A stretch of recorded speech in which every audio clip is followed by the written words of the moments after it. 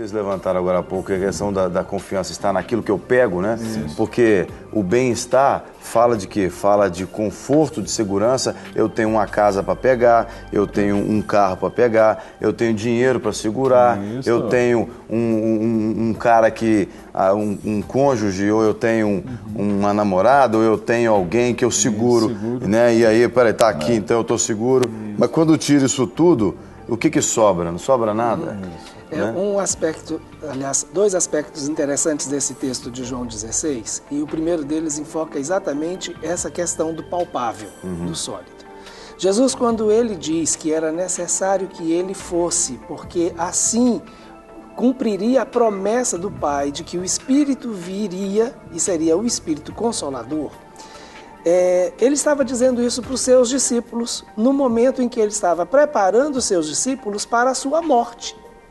Então Jesus ele estava dizendo claramente para eles: eu, aquele a quem vocês podem pegar, vou, e para o lugar que eu vou vocês não vão poder ir.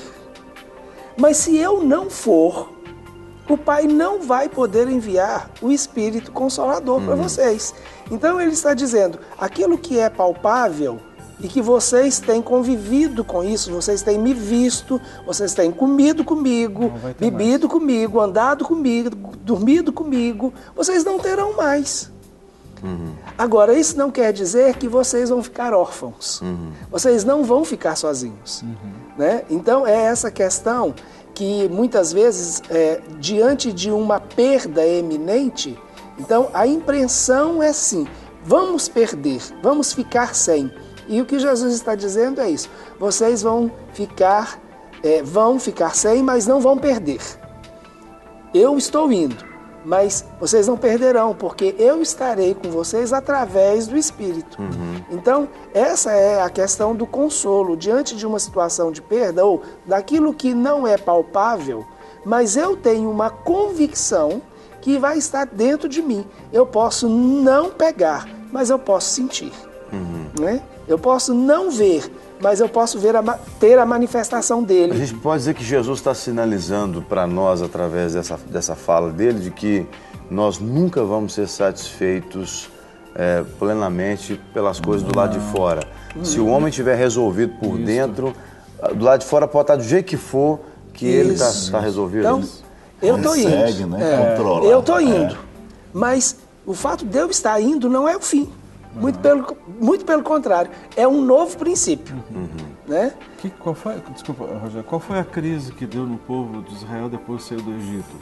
Ou seja, ai que saudade da cebola, ai que saudade, porque eram coisas que, apesar de serem escravos, eles tinham disponíveis. Deus tirou esse povo todo e levou para onde? Para uma terra produtiva, onde eles podiam plantar e colher? Não, deserto. Não dá para plantar, não dá para colher, vocês vão aprender a depender de mim agora. Mas nós vamos morrer de fome? Não, vou providenciar maná para você. Já estão enjoados de maná. Manda umas codornizes para fazer um churrasquinho lá, alguma coisa diferente, não é? Ou seja, nós vamos morrer de sede, tem água. Ou seja, dependência absoluta do Senhor. E aí a coisa parece que só mudou o endereço, né? Porque a história passou e a gente continua do mesmo jeito, o ser humano. Né? Olha, insatisfeito. O Rogério tocou na questão do deserto, e é muito interessante a experiência quando Moisés sobe no monte. Moisés sobe no monte e o que o povo então começa a pensar? Moisés foi para o monte e não desceu até agora, então nós precisamos fazer um bezerro de ouro. É exatamente aquela ideia do palpável de novo. Quem falava conosco as coisas de Deus? Quem era, né, a pessoa que nos remetia a Deus? Era Moisés. Mas Moisés está no monte, já tem mais de 30 dias que ele está no monte. Não sei se ele vai vir. Né? Então nós precisamos de alguma coisa que nós, né, possamos ver e tocar. E aí faz o bezerro. Será que é por isso que muitas igrejas hoje que oferecem alguma coisa para a pessoa segurar, elas estão mais cheias do que outras que não oferecem coisas para a pessoa segurar? Eu não ia entrar nessa parte para não... Não, mas temos que entrar, afinal de contas, Deus nos deu a responsabilidade de falar aqui. Mas é isso mesmo. Meu devocional, inclusive, ontem foi sobre isso, né? Eu falei ontem no devocional sobre Jesus ser o mesmo ontem, hoje e para sempre o mesmo. Né? Num contexto em que o escritor de Hebreus escreve, um contexto que o povo povo da religião se apegava nos sacrifícios ainda de animais e etc e tal, e não no sacrifício genuíno de Jesus, né? Exatamente. Então, quer dizer... Isso, você vê que o povo ainda tem isso dentro dele.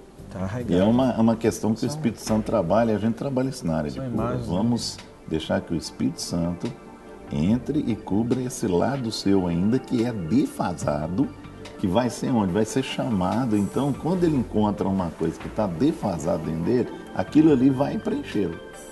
Por quê? Porque ele não deixou o Espírito Santo preencher aquele local ainda.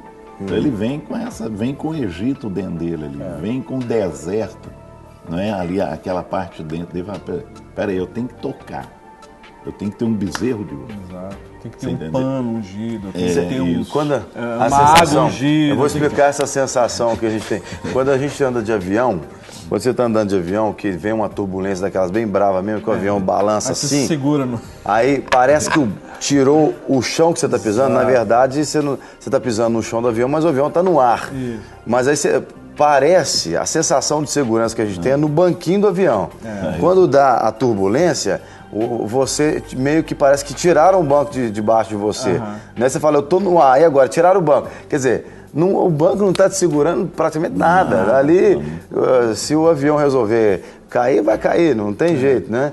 Então, o ser humano, ele precisa realmente, assim, de ter a segurança tem que começar aqui na cabeça. Ele tem que ver, tem que palpar alguma palpável, coisa. Muitas vezes o cara se sente, né? Ele sente muito cheio ou muito grande, né? Que é a questão da formiguinha e o elefante, né? Atravessando a ponte, né? Aí a formiguinha virou e falou assim, nós balançamos a ponte. Exato. Cheio de si. Cheio de si, né? Então, muitas vezes a gente tem que... O outro aspecto, Jean, com relação a esse texto de João, é o sentido universal, que a partir desse momento de que Jesus vai e o Espírito Santo vem como Consolador, ele alcança. Se nós estivéssemos dependendo hoje da presença física de Jesus, o ministério de Jesus ficou restrito a Israel. Ficou restrito àquele pedacinho. E se nós estivéssemos nessa dependência, hoje, primeiro que Jesus não poderia ter morrido. Né? Ele, como um homem matéria, ele não era onipresente. Aí ele teria que estar indo em todos os lugares, estar presente em todos os lugares, todo o tempo. O que ele, em carne, ele não poderia fazer. Sim. Mas a partir do momento em que ele vai, completa a sua obra e libera esse Espírito, nós hoje podemos experimentar a pessoa dele em nós através do seu Espírito, como qualquer uma outra pessoa em qualquer lugar Terra, do mundo. Qualquer planeta, galáxia. Entendeu? É difícil da mente humana entender isso, porque a gente sempre tem que ver o objeto na nossa frente. Né? Mas é a coisa linda de Deus, exatamente isso. Né? Ele está consolando a gente aqui agora, ao mesmo tempo que ele está consolando alguém lá no Chile, que está sofrendo uma situação do terremoto. Alguém está lá no Oriente Médio sofrendo uma situação de perseguição, está na prisão. Né? Uma família que está... As famílias dos enlutados lá na Malásia, do avião que caiu. Sim, né? Exatamente. Então, essa ideia universalista, né, que está entre aspas, escondida dentro do texto, ela é uma coisa que tem se perpetuado durante os mais de 2000 anos. Mas o nome não seria nem universalista, seria onipresença mesmo de Deus, né? Sim. Porque é o único que pode estar presente em todos os lugares ao mesmo tempo. Né? Agora, deixa eu só falar uma coisa. O que acontece normalmente nas pessoas que não experimentam esse consolo que vem do Senhor e estabelece o seu consolo, o seu conforto nas coisas ou nas pessoas que são palpáveis ou estão ali, assim, à sua disposição. Né? Vai gerar na vida dessas pessoas um nível de ansiedade muito grande. Por que é gerado um nível de ansiedade? Porque na realidade a ansiedade é aquele sentimento onde a pessoa tem que ter o domínio, ter o controle. Então, quando a gente perde o domínio e o controle, essa ansiedade ela vai ficando aguçada. E quando a ansiedade ela é aguçada, a tendência natural de a pessoa tentar colocar coisas para amenizar a ansiedade. E aí ela volta a entrar no mesmo ritmo. Então, o que acontece? Hoje existe um diagnóstico dado pelos psiquiatras, no CID, que é chamado de transtorno de ansiedade, assim, como é que é? Generalizada. Generalizada, exatamente. De ansiedade generalizada. Ou então, um outro transtorno que a gente tem visto muito, que é fobia social. São pessoas que não conseguem se relacionar com os outros. Por quê? Aí vai dizer medo, insegurança, pânico, não é? Então, todos esses são sintomas que vão aflorar. E hoje diagnosticado pelos profissionais, tem que tomar uma medicação, dependendo de um tratamento a longo prazo, graças a Deus pelos profissionais. Mas grande parte dessas situações a gente vê por situações, ou seja, princípios que foram quebrados lá atrás. Entendeu? Talvez ela herdou isso e aprendeu dos pais que a pessoa tem que fazer, né? Ninguém faz por ninguém. Se você não fizer sua história, não escrever sua história, então, né? Então, essa é uma das situações muito complicadas, e pessoas que hoje não dão conta de sair de casa. Se alguém não for levar, por exemplo, lá na clínica, a pessoa não tem coragem de pegar o carro, de tomar o ônibus, por várias situações. Né? Agora, você vai checar isso, são cristãos. Em outras palavras, falta de relacionamento com Deus da forma devida, falta né? De confiar nele plenamente, que ele é suficiente para todas as coisas. Não é? Nós não estamos dizendo aqui que é um exercício fácil de se fazer. Claro que não é. Não, eu gosto sempre de estabelecer a diferença entre o simples e o complexo e o fácil e o difícil. É sempre importante pensar isso. É simples você ter relacionamento com Deus, mas não é fácil.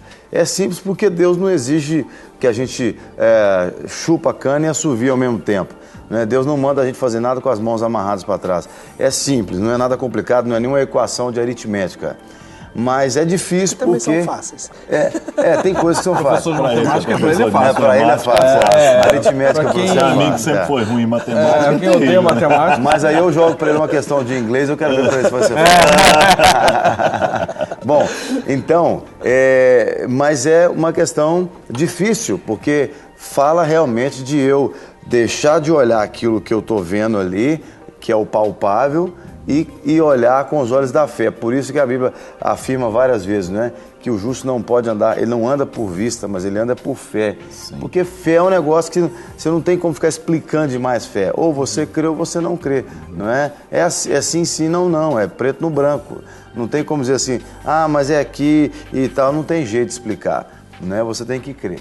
E tem uma coisa interessante, Jean, que nessa brincadeira surgiu e que é muito relevante a gente falar. Tem determinadas coisas que para um pode ser muito fácil, mas para outros não. E você precisa entender e discernir isso. Então, para algumas pessoas, está em um nível de confiança ou confiar determinadas áreas na sua vida, não teria problema nenhum. Mas confiar outros ou outras áreas já seria um problema. Então, você precisa entender isso e ver qual é a área da sua vida que está bloqueada nesse sentido, nesse contexto de não entregar totalmente ao Senhor e trabalhar isso. Porque essa área que você está tendo dificuldade, para você, ela pode realmente não ser fácil. E pode ser muito fácil para outro. Então não se culpe porque você vê o outro fazer e não dá conta de fazer. E não cobre de si mesmo. Não também. cobre.